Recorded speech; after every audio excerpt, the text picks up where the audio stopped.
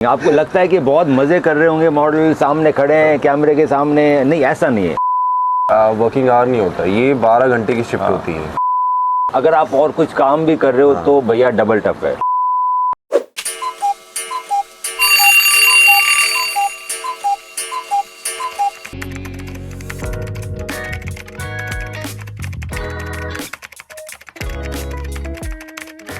आते हैं हमारे दूसरे टॉपिक पे। सो गाइज हम बात करेंगे कि एक प्रोफेशनल मॉडल का स्केड्यूल क्या होता है एज अ ई-कॉमर्स में, या अगर हम शूट्स पे देखते हैं या शोज में देखते हैं। ई-कॉमर्स मैंने की है स्टार्टिंग में अपने मॉडलिंग करियर के बाद। सभी ने की है, सभी ने। तो ई-कॉमर्स एक जॉब होती है दोस्तों जो घंटों की होती है, कई बार कपड़ों की होती है, कभी 50 कपड़े करने, 60 कपड़े करने। बेसिकली ये जितने भी ऑनलाइन वेबसाइट्स है, अमेजोन हो गया, मिंत्रा हो गया, फ्लिपकार्ट हो गया, आप इनके लिए ई-कॉमर्स शूट करते हो जो कि वाइट बैकग्राउंड पे होता है, जिसके 4 शॉट लिए जाते हैं, फ्रंट साइड बैक डिटेल, और 70 to 80 किसी में 100 चेंजेस भी होते हैं। 8 घंटे की ये जॉब होती है, हाफ एन आवर का आपको ब्रेक मिलेगा। इंडोर होगा ये। हाँ, कई बार इतना हेक्टिक होता है क्योंकि आपको है ना पूरे दिन में 100 बार टी शर्ट चेंज करनी है, वो कान दुखने लगता है टी शर्ट चेंज करते हुए। उसके बाद हमारा आता है कैंपेन्स। जो कैंपेन्स होता है वो डिपेंड करता है, कई बार बड़ा मजेदार होता है, सिर्फ 2 या 3 लुक्स होते हैं, और कई बार कैंपेन में भी वो खिचड़ी पकाते हैं, नहीं आज 7-8 लुक करने हैं। वो डिपेंडिंग करता है किस तरह कैंपेन है। कई बार दिन का शूट होता है, कई बार रात का शूट होता है, कंफर्टेबल होता है, आप आराम से कर पाते हो, ऐसा कोई हेक्टिक नहीं होता। ये है कि कैंपेन्स का कोई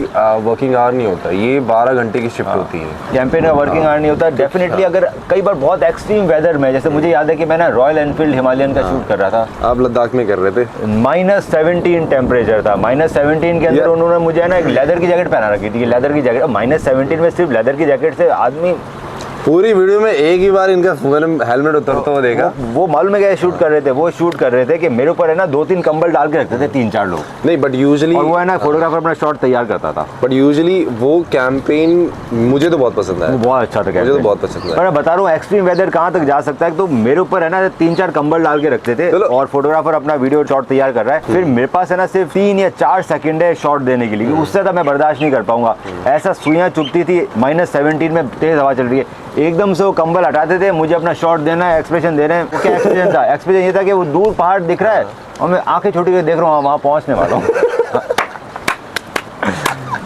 ये मेरे साथ भी हुआ था। मैं ट्रू ब्लू का शूट कर रहा था, बैंगलोर बेस्ड का ब्रांड है। 3:30 बजे कॉल टाइम था। तुमने तो चलो जैकेट पहनी हुई थी, मुझे स्वेटशर्ट दी हुई थी। हाँ, मतलब कुछ भी देते हैं। और मैं पता नहीं, वो वहाँ पे एक पुरानी मॉनेस्ट्री है जो अभी यूज नहीं होती, तो वहाँ पे मॉर्निंग का शॉट चल रहा है और मेरी हालत खराब है। लिटरली मुझे रम के शॉट लेने पड़ गए थे। वो काम नहीं कर रहा था वहाँ पे, कुछ भी काम नहीं कर रहा था। और जैसे उसने टेक बोला, मुझे प्रिटेंड करना है कि हाँ मैं सब ठीक है, और मेरी फट रही है, मेरी फट रही है अंदर से। तो दोस्तों इजी नहीं है मॉडलिंग। आपको लगता है कि बहुत मजे कर रहे होंगे, मॉडल सामने खड़े हैं कैमरे के सामने, नहीं ऐसा नहीं है। एक्सट्रीम वेदर्स होते हैं, कई बार खाना पीना ढंग से नहीं होता, एक्सट्रीम जॉब आवर्स रह सकते हैं। अगर आप और कुछ काम भी कर रहे हो तो भैया डबल टफ है। अपनी नौकरी भी करोगे, जैसे मैं डॉक्टर हूँ तो हॉस्पिटल भी जाना है, शूट भी करना है। अब अगर मेरे को शूट करना है और मुझे 1 दिन की छुट्टी चाहिए, या शो करना है तो 1 दिन की छुट्टी चाहिए, तो डेफिनेटली मैं हॉस्पिटल से रोज तो नहीं मांग सकता ना छुट्टी। मैं पहले क्या करता था, अब तो मैं कंसल्टेंट हूँ, मैं मॉडलिंग कम करता हूँ, पर उस समय मैं नाइट ड्यूटी करता था। तो मैं नाइट ड्यूटी करता था, मुझे अगले दिन ऑफ मिलता था, तो मैं जाता था शो में और शूट में। ऐसे कर करके दिन में 10-12 नाइट ड्यूटी होती थी मेरी। तो लाइफ बड़ी टफ हो जाती है। आपको 10-12 नाइट ड्यूटी करनी है ताकि आपको अगले दिन छुट्टी मिले। तो अगर आप बनना चाहते हो कोई और नौकरी आपकी बहुत टफ है। मॉडलिंग 9 to 5 जॉब है ही नहीं, वो 24 आवर्स की जॉब है।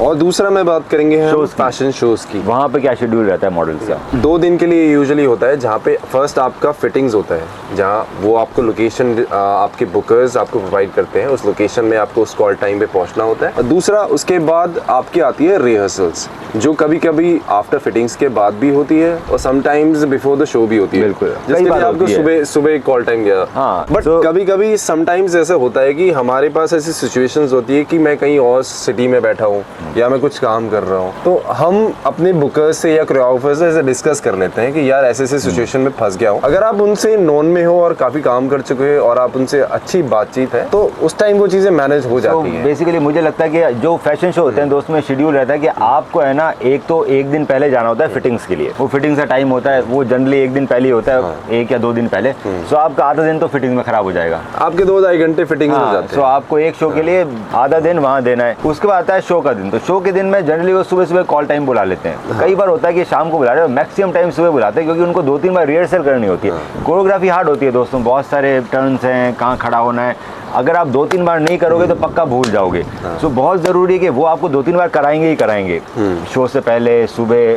तो आपको सुबह पहले से तो शाम तक रहना है। मॉर्निंग में तो पहले आपकी बेसिक रिहर्सल्स होती है, बिल्कुल। जहाँ पे थोड़ा सा आपको कोरियोग्राफी बताई जाती है कि आप एज अ पेयर आओगे, आप सोलो आओगे, और लाइनअप क्या है, म्यूजिक थोड़ा बहुत आपको बेसिक हाँ, चला ये देंगे। यहाँ उसके बाद आते हैं आपका मेकअप। तो उसके लिए भी है आपको आफ्टर द रिहर्सल आपको जाना पड़ता है मेकअप के लिए। मेकअप खत्म होने के बाद आपकी एक फाइनल टेक्निकल रिहर्सल्स होती है जो आपकी फाइनल होगी, लाइटिंग के साथ, म्यूजिक के साथ, ऑल द जो भी इक्विपमेंट्स होंगे उसके साथ, और उसके बाद आपका फाइनल शोज आते हैं। I am really grateful to all the people who work in the fashion industry, जितने भी कोरियोग्राफर्स हैं जिन्होंने मेरे साथ काम किया, बैक स्टेज मैनेजर, डिजाइनर, सबने बहुत कोऑपरेट किया मेरे साथ। हाँ, they are very supporting, they are very good friends. Definitely as a doctor कई बार मेरे को छुट्टी नहीं मिल पाती थी या कुछ इमरजेंसी केसेस आ गए तो मैं रिक्वेस्ट कर लेता था कि मैं लेट आऊँगा। जो 3-4 रिहर्सल है उसके बजाय मैं 1 या 2 करता हूँ। दोस्तों वो तब स्टेज है जब मैं बहुत साल मॉडलिंग कर ली थी, तो गलती होने के चांसेस कम थे थोड़ा। डेफिनेटली आपको 2-3 बार रिहर्सल करने की जरूरत पड़ेगी क्योंकि उसके बिना आप गलती करोगे। एक बार गलती करी तो फिर अगली बार शो में नहीं है। एज अ बिगिनर आपको पंचुअल रहना ही है, जब बुलाया जाए तभी आना है। अगर आप पंचुअल नहीं हो तो आपको लोग नहीं लेंगे।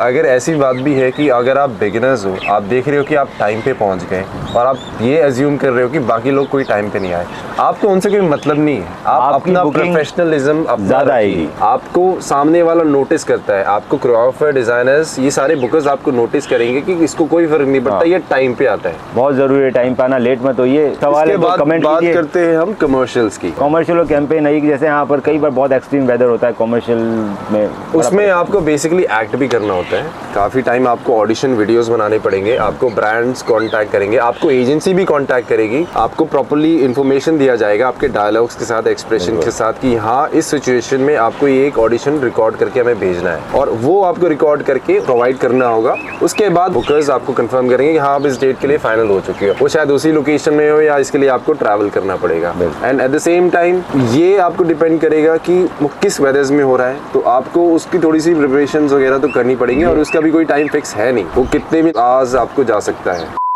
और मैंने आपको कहीं देखा नहीं है रिहर्सल पे सेंसर्ड अगर नहीं, अगर मैंने देखा है तो कोने में पड़ा है और सो रहा है सो रहा है। मुझे पता है नाइट शिफ्ट करके आया है। डॉक्टर को तो भगवान ही माना जाता है, एक दिन की छुट्टी तो भगवान ही डिजर्व ही करता होगा।